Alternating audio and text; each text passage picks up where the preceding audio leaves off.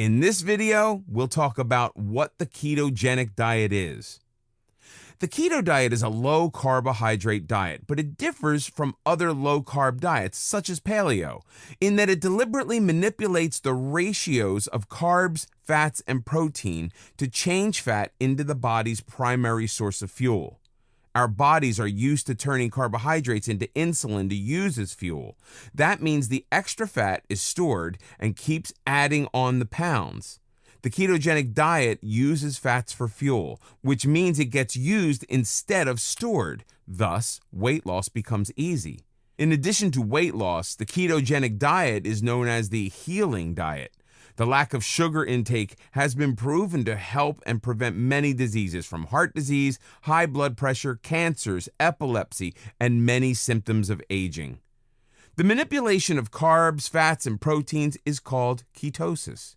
It's a state when the body, deprived of the usual carbohydrates and sugar, is forced to use fat as its primary fuel.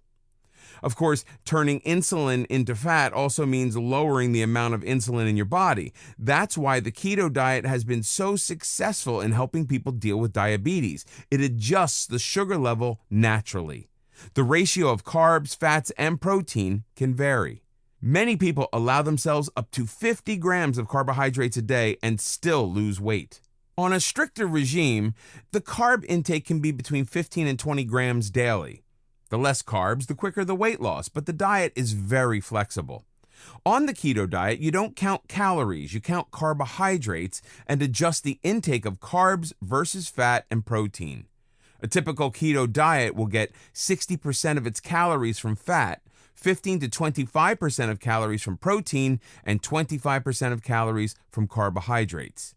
The only limitation on the diet is sugar, which you need to avoid. The ketogenic diet is not a fad. Many scientific studies have shown the benefits and healing effects of ketosis.